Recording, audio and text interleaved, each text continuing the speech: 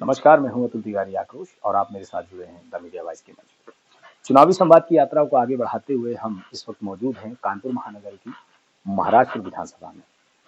महाराजपुर विधानसभा के अंतर्गत यशोदानगर मंडल अध्यक्ष हैं अंकित शुक्ला जी। आप किसान मोर्चा से जुड़े हुए हैं और हम किसानों पे थोड़ी सी बात करेंगे चुनाव के साथ साथ, क्योंकि इस बार के चुनाव में किसानों का जो रोल है वो काफी हद तक महत्वपूर्ण हो चुका है। पीछे जो काफी वाद विवाद हुआ, आंदोलन हुए, उसके बाद आंदोलनों के बाद समर्थन और विरोध किसानों का सरकार को दोनों मिला है। अब ऐसे में चुनाव है और चुनाव को देखते हुए किसानों का क्या रुझान है, हम इस बारे में बात करेंगे। तो अंकित जी, आपका स्वागत है। नमस्कार भैया। तो सबसे पहले अंकित जी, यही चाहेंगे जानना हम आपसे कि ये बताइए इस बार के 2022 के इस चुनाव में क्या लगता है आपको कि किसानों का किस तरह का समर्थन आपकी सरकार को मिलेगा?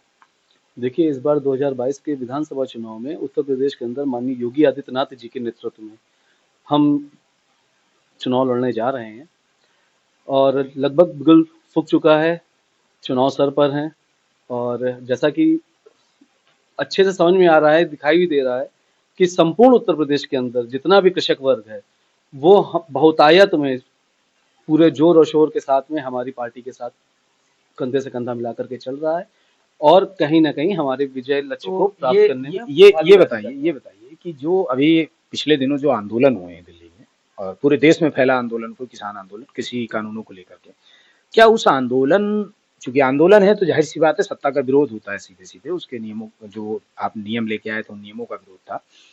आपको लगता है कि उस आंदोलन के बाद भी आपको उतना समर्थन किसानों का मिल पाएगा जितना समर्थन आप सोच रहे हैं?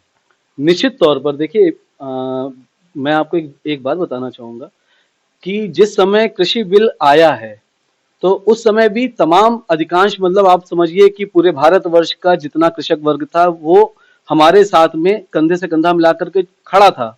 लेकिन कुछ एक वर्ग, मैं इस बात को स्वीकारता हूँ कि हाँ, कुछ एक वर्ग किसान भाइयों का, जिनको शायद हम उन कृषि बिलों के फायदे बता पाने में कामयाब नहीं हो पा रहे थे, या ये भी कह सकते हैं कि कुछ विपक्षी जो दलगत राजनीति करना चाह रहे थे, जिनका काम, जिनको उस आंदोलन के रूप में कृषि बिल का वो विरोध नहीं कर रहे थे, वो सिर्फ मोदी और योगी का विरोध कर रहे थे।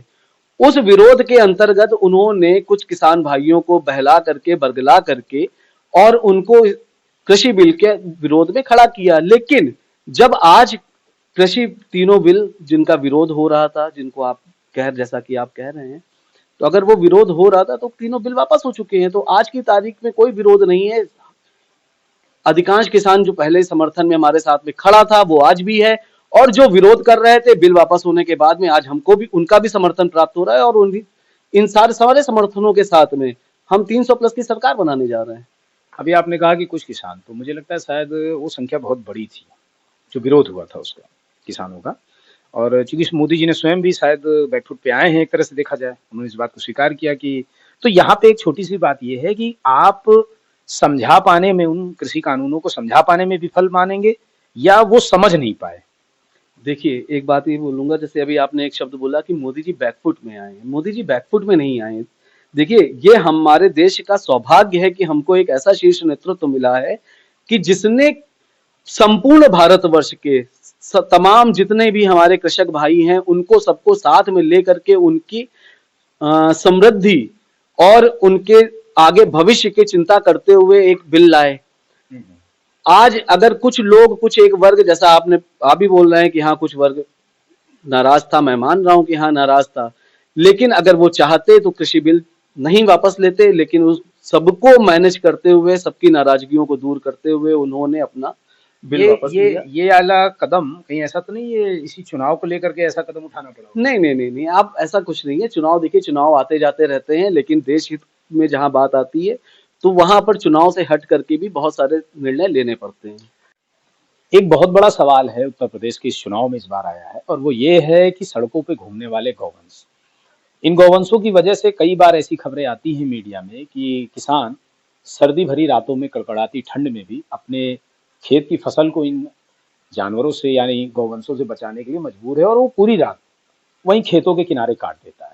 तो अंकित, आपको क्या लगता है कि ये जो समस्या है, इस समस्या की वजह से क्या किसानों का जो वोट है आपके लिए, क्या उसमें कुछ कमी बेसी हो सकती है या कुछ परसेंटेज गिर सकता है आपके जो है वोट बैंक पे?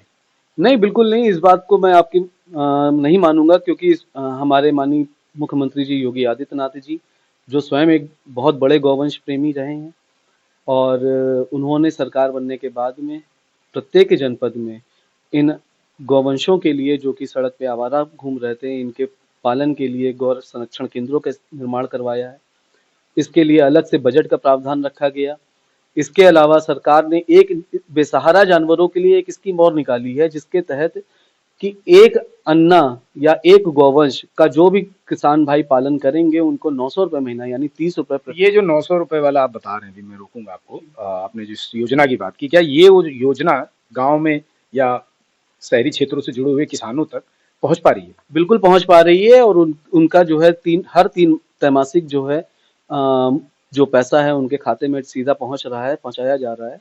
और इसके अलावा आगामी स्कीम हमारी सरकार की थी कि जो ये त्रैमासिक पैसा जा रहा है 900 रुपए के हिसाब से, वो हर मासिक तौर पर उनको दिया जाएगा।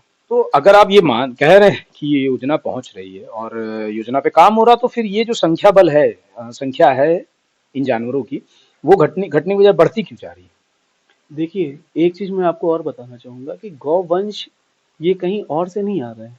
ये गौवंश वही हैं जिनको हम स्वयं, आम आदमी, आम किसान हो चाहे आम आदमी हो, पालता है। जब तक वो दूध देते हैं, तब तक तो वो उनके साथ रहते हैं। जिस दिन उन दूध देना बंद हो गया, उन्होंने उनको छोड़ दिया। सरकार हमारी पूरी तरह से प्रतिबद्ध है। वो हर तरीके से हर पटल पे जाकर के कार्य कर रही है। मानता हूँ कि ये बहुत बड़ी समस्या है। इस समस्या से निजात पाने के लिए लेकिन सरकार प्रतिबद्ध है, और वो इसका जल्द ही निस्तारण करेगी। चलिए, हम वापस आते हैं महाराजपुर पे। तो ये बताइए, महाराजपुर भी कृषि क्षेत्र है काफी हद तक, बहुत बड़ा। तो क्या लगता है कि महाराजपुर का जो किसान है वो इस बार किसके साथ खड़ा दिखाई दे रहा है? देखिए, महाराजपुर विधानसभा हमारी जो, जिसमें 1/4 हमारा सरसौल मंडल जिसको कहेंगे, वो पूरा कृषि आधारित मंडल है। और जैसा कि आप देख रहे हैं कि यहाँ बाकी के हमारे मंडलों में जो शहरी क्षेत्र है, वहाँ पर पूरी तरह से भारतीय जनता पार्टी की लहर है। क्योंकि एक बात मैं आपको थोड़ा-सा सूक्ष्म तौर पे बताना चाहूँगा कि महाराजपुर से जो हमारे प्रत्याशी हैं, वो माननीय श्री सतीश महाना जी, वो 7 बार से विधायक हैं। वर्तमान में सरकार में औद्योगिक विकास मंत्री भी हैं वो। इसके पूर्व भी सरकार में वो मंत्री रहे हैं, और अनवरत लगातार 7 बार से वो अपने विधानसभा में जनता के प्रेम और स्नेह के द्वारा वो पहुँच रहे हैं। और उनका सीधा-सीधा जुड़ाव जनता के साथ में है, सीधा लगाव जनता के साथ में है। छोटे से छोटे ज़रूरतों पे, बड़े से बड़े काम पे वो हर समय जनता के बीच में खड़े रहने वाले नेता हैं। और सिर्फ शहर ही नहीं, हमारा सरसौल मंडल जो ग्रामीण इलाका है, वहाँ से भी लगभग सभी एक तरफा पूरा जनमानस का जो समर्थन है, वो हमारे नेता माननीय श्री सतीश महाना जी के साथ में है। यानी आप मानते हैं कि सरसौल का जो किसान है, महाराजपुर के जो भी किसान है, वो आपके साथ हैं? बिल्कुल, बिल्कुल, बिल्कुल, निश्चित तौर पर वो हमारे साथ में, हमारे साथ कंधे से कंधा मिला करके चल रहे हैं। और जो हमारा माननीय मंत्री जी के लिए हम लोगों ने, माननीय विधायक जी के लिए लक्ष्य रखा था हम लोगों ने इस बार, कि अब की बार 2 लाख पार, सतीश महाना जी को 2 लाख से ज़्यादा मतों से जिताने का हम लोगों का लक्ष्य है। उस लक्ष्य को प्राप्त करने में सरसौल मंडल बढ़-चढ़ करके हिस्सा ले रहा है, इस बात का मैं दावा करता हूँ। तो ये थे हमारे साथ अंकित शुक्ला जी, और हमारे साथ जुड़े रहिए, चुनावी संवाद देखते रहिए। हम आपको ऐसे ही रूबरू कराते रहेंगे कुछ और लोगों से। तब तक के लिए जय हिंद।